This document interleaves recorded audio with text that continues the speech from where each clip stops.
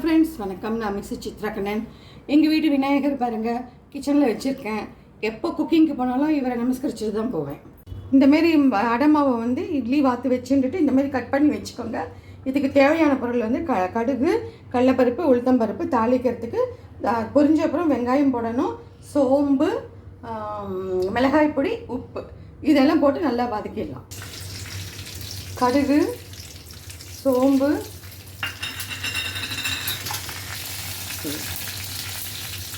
இது வந்து கடலைப்பருப்பு, உளுந்தம்பருப்பு. இப்போ வந்து இந்த பருப்பு வறுந்துட்டு வெங்காயம், மிளகாய் பொடி, தேவையான அளவு உப்பு வதங்கணும். இப்போ இந்த கட் பண்ணி வச்ச இந்த அடை மாவு செய்யாலம் இல்லையா, இதை இதுக்குள்ளே போட்டுட்டு நல்லா கலந்து விட்டுட்டு ஒரு 2-3 நிமிஷம் அப்படியே வச்சிடலாம்.